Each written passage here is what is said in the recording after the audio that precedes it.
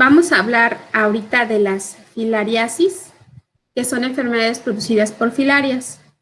¿Por qué estudiamos las filarias en esta parte del curso?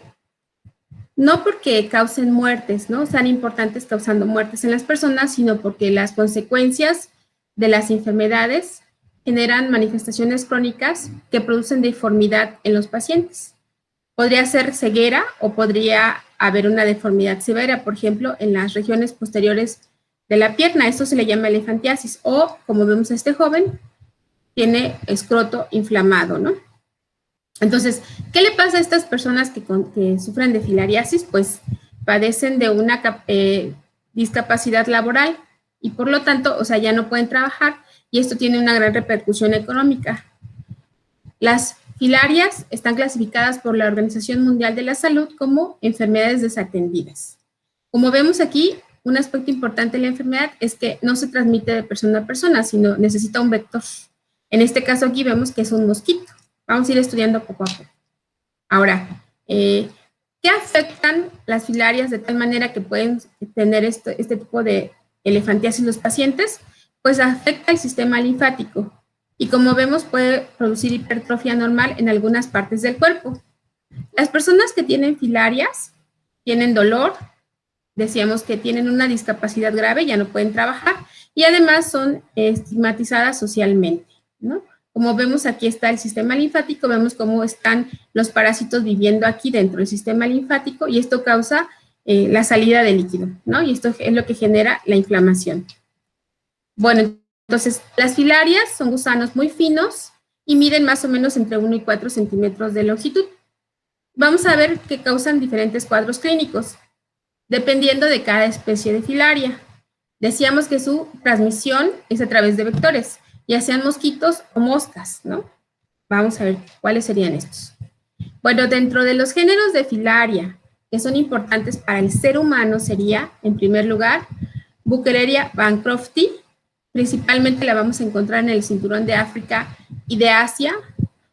Otra filaria importante sería Brugia malayi, que está en Asia y en el Pacífico. Brugia timori, que está en Indonesia. Manzonella osardi, Loa loa en África tropical, Onchocerca volvulus, que es la que nosotros vamos a estudiar en la siguiente parte, la encontramos presente en África, en América, en nuestro continente, está principalmente en México, Guatemala, Venezuela, Ecuador, Brasil y Colombia. Miren, aquí como vemos, las filarias son enfermedades, son gusanos, parásitos, nemátodos que están en la piel. Ajá, entonces, cuando estas hembras de las filarias producen bebés, ahorita vamos a ver el ciclo de vida, estos bebés se les llama microfilarias y son una fase antes de la larva L1. Entonces, se les podríamos decir que son bebés, ¿no? Bebés filarias. Entonces, ¿cómo se le llama al bebé filaria? Se le llama microfilaria y estas sí se van a encontrar en la sangre.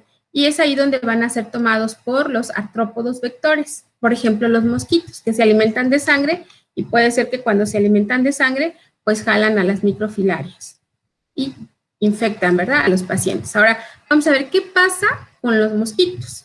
Por ejemplo, en primer lugar, aquí como ejemplo vemos a un simúlido que es una mosca que es hematófaga. Fíjense, ¿qué pasa cuando esta mosca hematófaga se alimenta de sangre de un paciente que tiene ya filarias? En este caso sería, como ejemplo, Onchocerca volvulus. Entonces, ¿qué pasa? Pues que las microfilarias se encuentran presentes en la piel de los pacientes. Entonces, cuando penetra con su aparato bucal la piel, pues ahí se va a llevar las microfilarias que están en la piel, porque Onchocerca volvulus, las microfilarias no se encuentran en la sangre, sino que andan en la piel de las personas. Entonces, cuando el simúlido toma las microfilarias de la piel, entonces se van a transformar en su cuerpo en larvas de primer estadio, las larvas 1. Después, dentro del cuerpo de la mosquita, se van a transformar en larvas de segundo estadio y posteriormente en larvas de tercer estadio. Esto dura más o menos entre 6 y 12 días.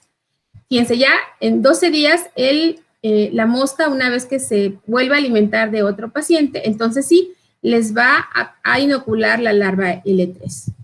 cuando penetra o pica a un paciente que está sano, que no tiene oncocercosis, esta inyecta la mosca a larva de tercer estadio, ¿no? Entonces, esta se transforma en larva de cuarto estadio. Aquí dice larva de quinto estadio, pero nosotros sabemos que eso no es, ¿verdad? Sino que se forman ya los adultos. Entonces, adultos, hembras y machos, una vez que ya están presentes, hemos sabido siempre, pues, que copulan, ¿verdad? Pero antes de copular, lo que van a hacer ellos es que van a formar un nódulo.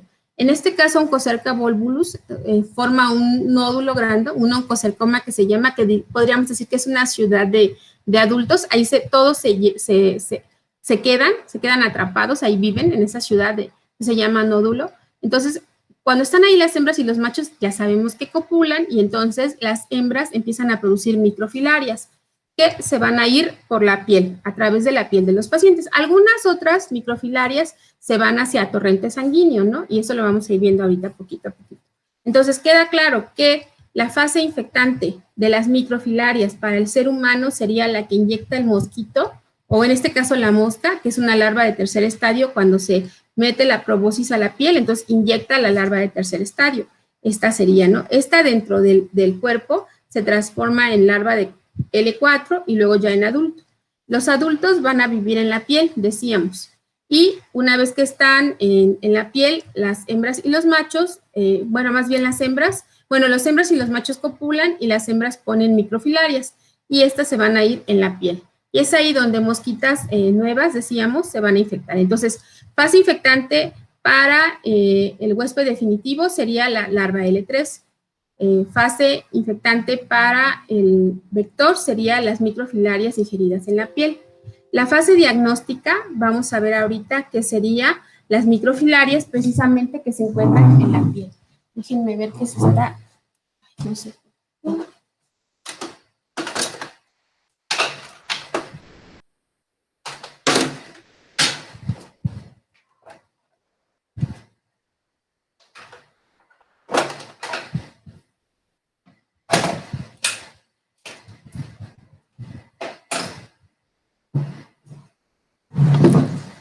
Perdón, se me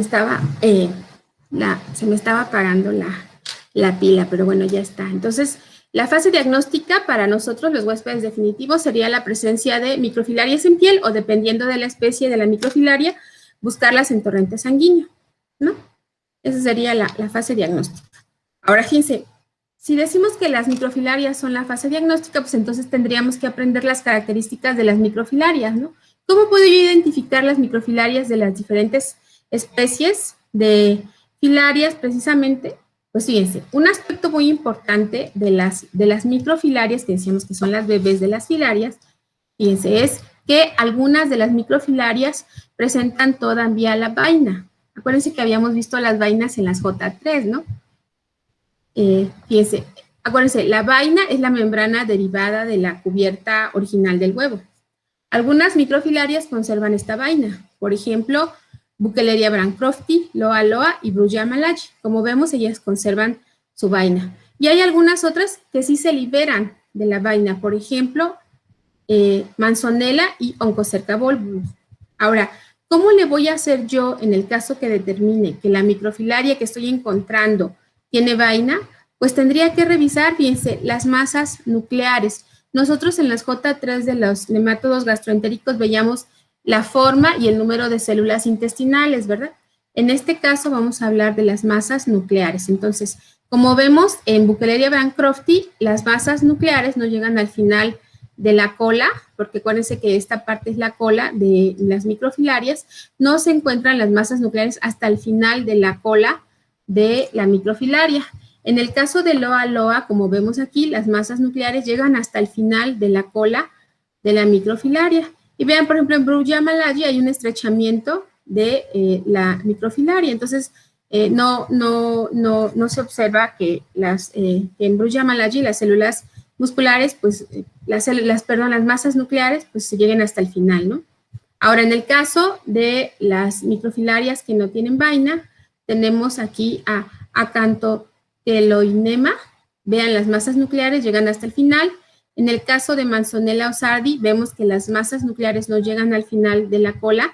Y En un caso muy especial, Oncocerca volvulus, vemos que tampoco llegan las masas nucleares hasta el final, pero un aspecto muy importante que les acabo de mencionar es que Oncocerca volvulus, las microfilarias no se encuentran en sangre periférica, estas se van a encontrar en la piel. Entonces, sería la manera también de diferenciar de las otras especies de microfilarias. Entonces, un aspecto importante para determinar la microfilaria que está afectando o que estoy diagnosticando sería determinar en primer lugar la vaina, si presentan vaina o no tienen vaina, y hasta dónde abarcan las masas nucleares, ¿no? Si se encuentran ubicadas hasta el final de la cola delgada o si se encuentran subterminales, ¿no? No llegan hasta el final de la cola. Ahora vamos a hablar de aspectos muy importantes. Decíamos que las microfilarias, bueno, las filarias pueden ser Buccelleria bancrofti, Brugia malayi, Brugia timori, Loa loa y Oncocerca volvulus. Vamos a hablar en primer lugar el microhábitat de los adultos. Decíamos que más bien estas filarias pueden presentarse en vasos y en ganglios linfáticos. En el caso de Loa loa la encontramos en conjuntos subcutáneos, serosas y en el ojo, y en Oncocerca volvulus las vamos a encontrar, decíamos, en ciudades, ¿no? En nódulos subcutáneos. Como vemos, en el área geográfica de Buccelleria bancrofti, la vamos a encontrar en trópicos y subtrópicos. Brugia malayi en el sudeste de África, Brugia timori en Indonesia, Loa loa en África y Oncocerca volvulus en África, América Central y en América del Sur. Los vectores importantes, como vemos aquí, son mosquitos del género Aedes, Anopheles culex, y hay un género nuevo que no conocíamos que es Mansonia.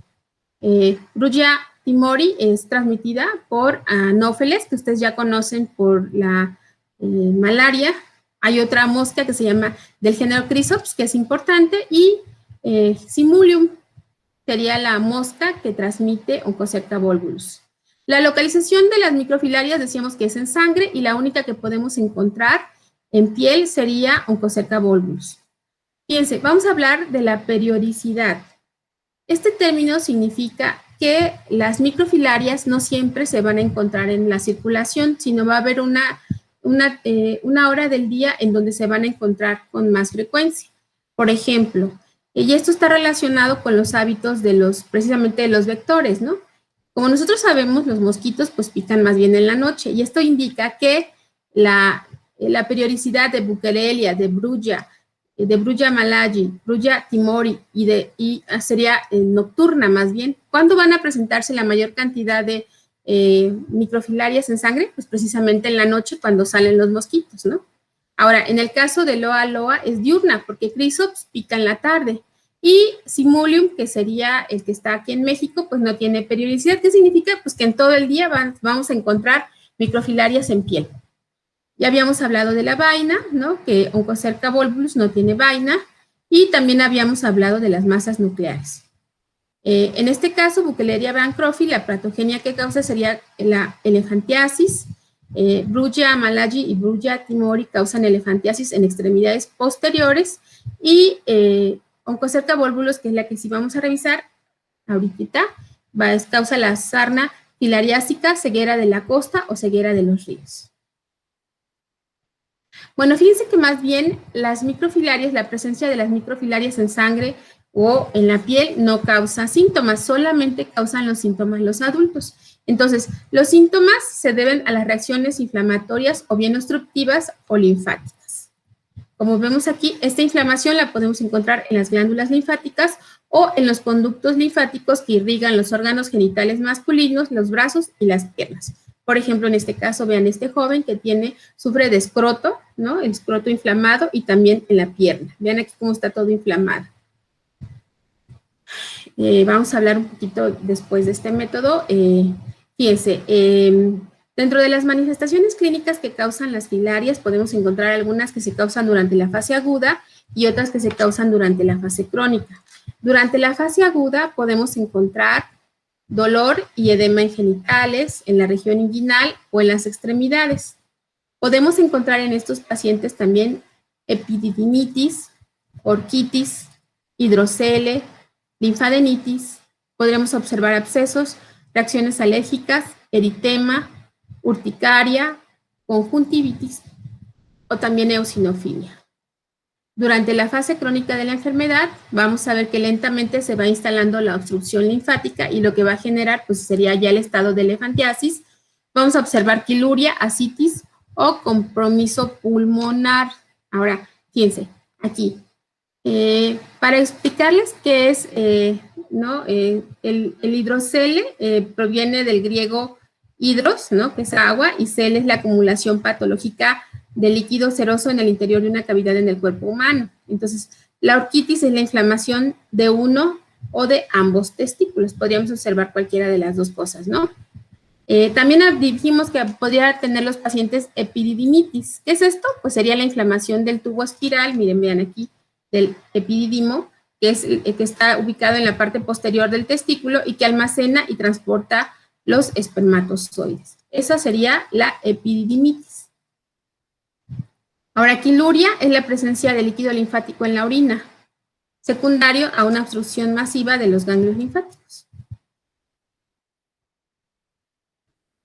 Bueno, entonces después del periodo, si no, el paciente no se atiende y sigue avanzando la enfermedad, llegaríamos al fenómeno ya de elefantiasis, que es el crecimiento colgante del tejido. Ahora, en esta fase final de la enfermedad, lo que podemos observar es que hay hipertrofia de los tejidos. Se observan edematosos y fibróticos. Generalmente afecta a los genitales externos y las extremidades inferiores. Como vemos aquí, la piel se observa gruesa, se observa áspera, se observa de tipo verrugoso y es susceptible a tener lesiones traumáticas e infecciones secundarias.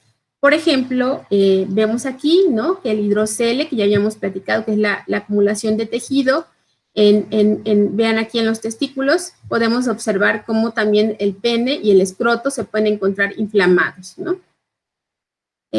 Vemos cómo hay en las personas, en las piernas, cómo se empiezan a inflamar y eso es lo que causa realmente la elefantiasis, ¿no? Decíamos que la manera de diagnosticar a las microfilarias sería a través de toma de sangre, ¿no? Entonces, ¿cuándo podría yo tomar esta muestra de sangre? Más o menos entre las 10 de la noche y las 2 de la mañana sería el momento en el que yo puedo detectar microfilarias en sangre, en la sangre periférica. También podría yo observar en fresco las microfilarias móviles o podría hacer una tinción de la sangre, que yo ya hacer un extendido y teñir, por ejemplo, con el método de Wright, ¿no?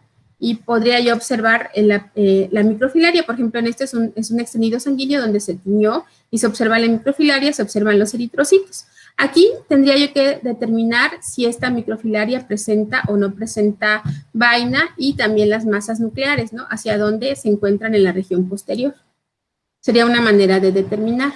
Vean, por ejemplo, aquí es otro extendido sanguíneo y se puede observar aquí la presencia de la microfilaria. Me voy a regresar tantito para explicarles el método de NOC, que era el que se me pasó la diapositiva y está ubicada aquí.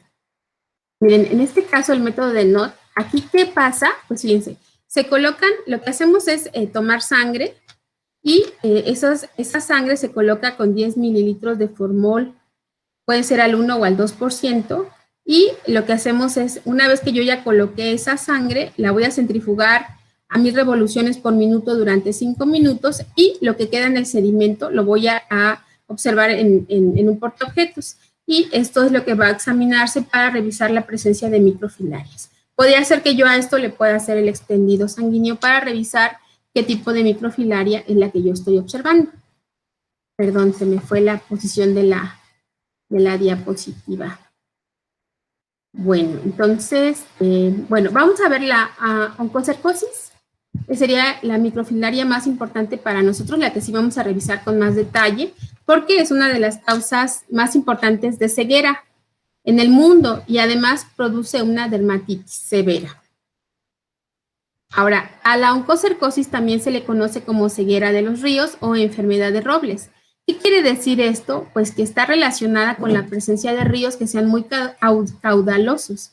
En lugares en donde hay este tipo de ríos es donde se va a presentar porque está presente el vector, que es el simulium, es una mosca hematófaga. Entonces, este Oncocerca volvulus, pues es un nemátodo que viene de la superfamilia Filarioidea. La especie es Oncocerca y el género es Volvulus. Como vemos aquí en este mapa, la distribución de la oncocercosis, pues principalmente la vamos a encontrar en América, ¿no? Y en África. En América, pues podríamos decir principalmente, pues en México, en Brasil, en Perú, en Ecuador, ¿no? En África está en casi todo el país, pero en América está en Guatemala, en México, en Venezuela, en Brasil, en Colombia y en Ecuador, principalmente, ¿no? Aquí estamos nosotros. Y vamos a ver en México cuáles serían los focos de la oncocercosis. Bueno, vemos aquí, fíjense, aquí en México tenemos nuestros focos en Oaxaca y en Chiapas, y en Guatemala también es una parte importante, decíamos que está en Venezuela. Fíjense cuántos focos hay, 1, 2, 3, 4. En el caso de Brasil también tiene sus focos, 1, 2, 3, 4. Tenemos también un montón de focos en Colombia y en Ecuador.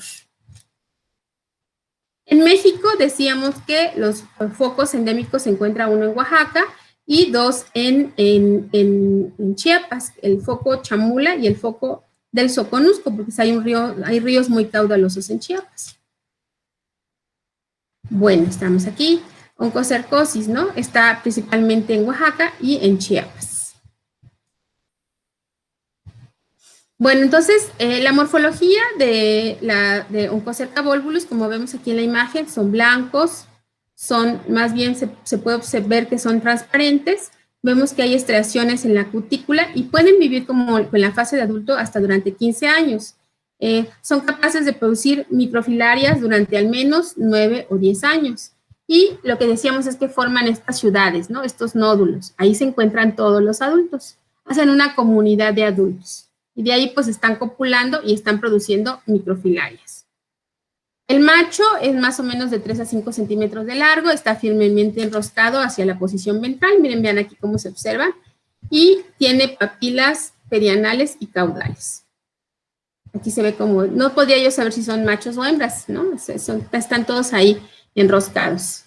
La hembra es más grande, la vulva se abre por detrás de la extremidad posterior del esófago y produce hasta 250,000 huevos al día.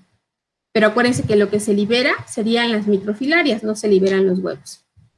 Ya habíamos hablado de las microfilarias, ¿no?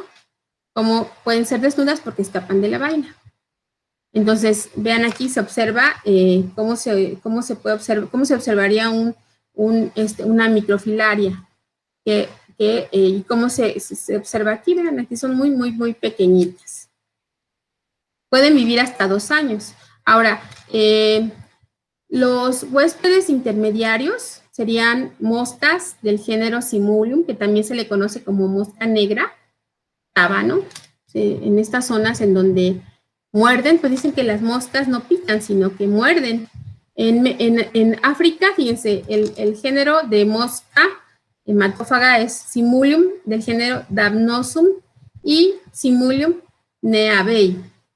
En el caso de Guatemala sería Simulium alvirgulatum, ¿no? Y en México sería Simulium metallicum y Simulium callidum. En Venezuela es importante también Simulium metallicum. Entonces, para nosotros siempre lo más importante, pues, sería Simulium metallicum y Simulium callidum. Esta sería, miren, una fotografía del tipo de corrientes de agua rápida. Decíamos que ¿dónde se van a encontrar estas moscas hematófagas? Pues tienen que crecer en ríos donde haya suficiente agua oxigenada y aquí es donde crecen. Vamos a ver por qué. Fíjense. Habíamos dicho el ciclo de vida de Oncocerca volvulus, que es transmitido a través de una mosca, que decíamos que era del género Simulium, ¿no? Bueno, fíjense que esta mosquita, y pasa igual que en las filarias, el ciclo de vida es el mismo, pero lo vamos a repetir para ver si ya quedó claro. Bueno, entonces, los simúlidos, las moscas, hembras, se alimentan de la sangre de los pacientes, ¿no? Digamos que esta mosquita no presentaba filarias, no presentaba Oncocerca volvulus. Entonces le muerde a una persona que tiene Oncocerca volvulus. ¿Qué va a pasar? Pues que se lleva a las microfilarias que están presentes en la piel. Acuérdense que decíamos que las microfilarias de Oncocerca volvulus no viven en la sangre, sino que encuentran migrando a través de la piel. Entonces, una vez que penetra la piel para para tomar la sangre, pues ahí por ahí se adquiere también las microfilarias. Entonces, las microfilarias penetran el abdomen del simúlido y viajan hacia el tórax. Entonces, aquí decíamos que la microfilaria es el bebé, entonces después se transforma en larva 1, en larva 2 y luego la larva 3. La larva 3 no se va a quedar en la parte posterior del tórax, sino que va a migrar hacia la proboscis, ¿no? Hacia el aparato bucal de la mosca. De tal manera que cuando ésta se vuelva a alimentar, penetre el aparato bucal, pues entonces va a inyectar la larva 3. Y de esta manera, un paciente que no tenía oncocercosis, pues se penetra, ¿no? La larva 3. Entonces, ¿qué va a pasar? Pues que entonces la larva 3, habíamos dicho, cambia a larva 4 y después ya tenemos los adultos. Y estos adultos decíamos que viven en el tejido subcutáneo, ¿no?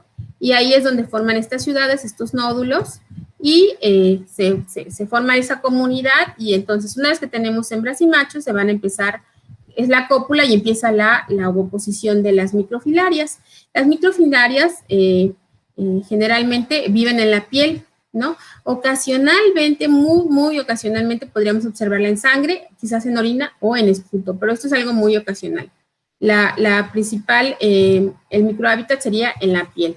Entonces, otra vez recapitulando, ¿cuál sería el estadio infectante para el huésped definitivo? Nosotros somos el huésped definitivo. ¿Cuál sería la fase infectante? Pues la larva 3, ¿no? Que nos inyecta la mosca. Ahora, ¿cuál sería la fase infectante para el huésped intermediario? Pues para las moscas sería las microfilarias. Para nosotros, que somos lo que nos interesa siempre, ¿verdad? ¿Cuál sería el estadio diagnóstico? Pues sería la presencia de las microfilarias en piel, ¿no? Esto es un dato muy importante porque ahí vamos a ir viendo cuál sería el posible diagnóstico que podemos nosotros realizar. Espero que haya entendido o se haya quedado claro el ciclo de vida de Oncocerca volvulus. Eso sería otra vez más o menos lo que pasa, ¿no? La fase infectante para la mosca, cómo inocula las microfilarias y luego cómo se transforma larva 1, larva 2, larva 3, inyecta larvas 3. Y bueno, ya en el cuerpo, pues esta es larva 3, pasa a larva 4 y luego adultos que forman los oncocercomas y estos pues copulan ahí en su comunidad y liberan las microfilarias. Y estas son las que viven en la piel, pues es ahí donde se las va a encontrar la mosca hematófaga y pues ahí se va a infectar, ¿no? Y vean, por ejemplo, cómo crece la microfilaria, larva 1, larva 2 y larva 3, que esta sería la fase infectante para nosotros. La larva de Oncocerca volvulus, que es la larva bien infectiva, se puede observar aquí. Nosotros la verdad es que muy difícilmente podríamos observarla con microscopía electrónica. Vean aquí por ejemplo, es una mosca hematófaga. Y aquí observamos en el tejido de esta mosca hematófaga la microfilaria. Acuérdense que en la mosca se inocula con microfilaria y esta cambia a L1, L2 y L3 y esta es la fase infectante para nosotros. Otra vez, ¿qué es lo que sucede, no? Como jala las microfilarias y dentro de su cuerpo se transforman de microfilarias a larva 1, larva 2, larva 3, ¿no? Y estas viajan hacia el aparato bucal y es ahí donde se inoculan. Ahora, dentro de la epidemiología de la oncocercosis decíamos que la mosca negra, así se le llama a este simulium, infecta al consumir sangre de personas que, bueno, no sangre, sino más bien penetra la piel de personas que están infectadas con Oncocerca volvulus. Ahora, un aspecto muy importante decíamos que ¿dónde se va a presentar la oncocercosis? Pues en lugares en donde haya ríos muy caudalosos. Las moscas van a depositar sus huevecillos en las piedras, en la vegetación colgante, y aquí es donde se va a desarrollar el ciclo de vida de esta mosquita. Vean aquí. Decíamos, están en ríos caudalosos, limpios, con buena cantidad de oxígeno. Es aquí donde se pueden encontrar simulium.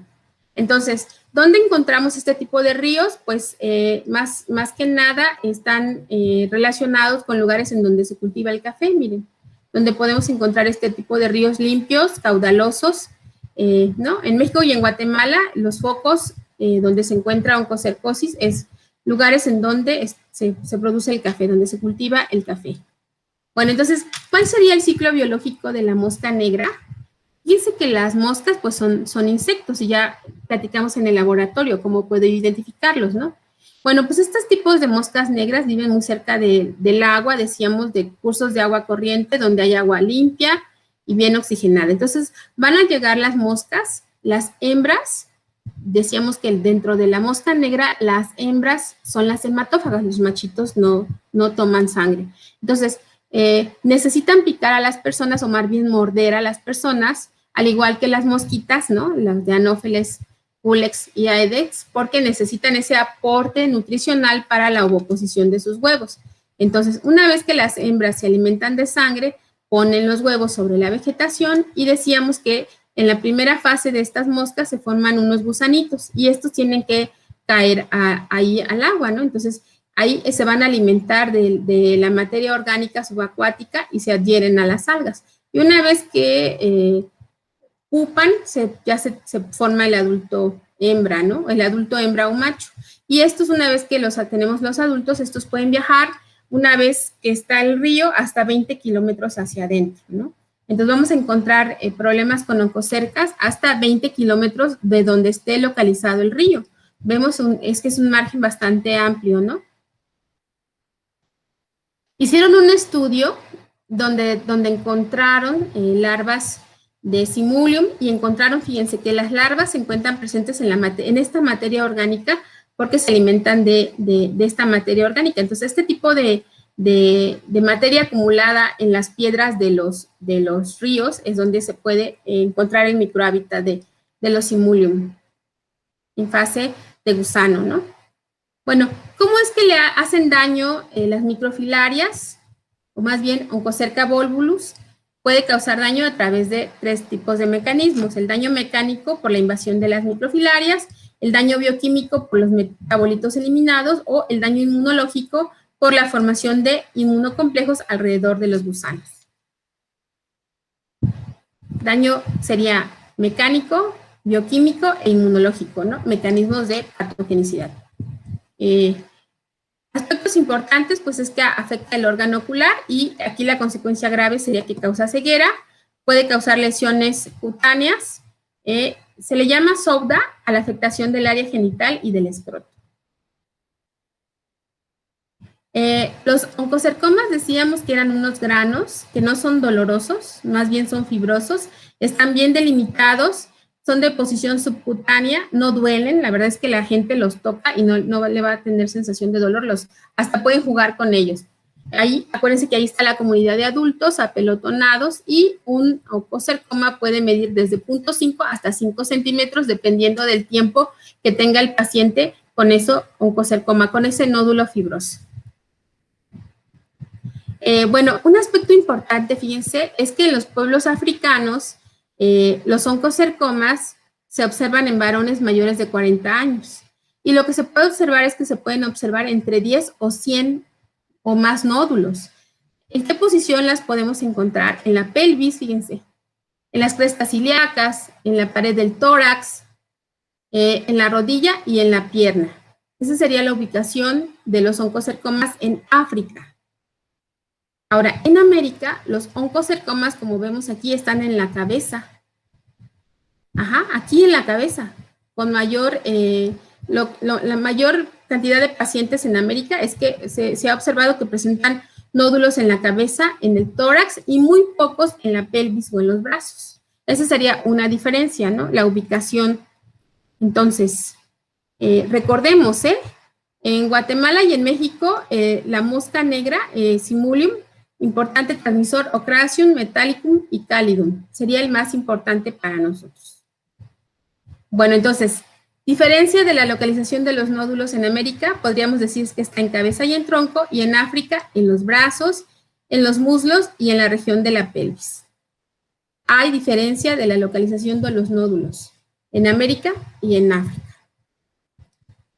Ahora, ¿qué factores originan el cuadro clínico de la oncocercosis?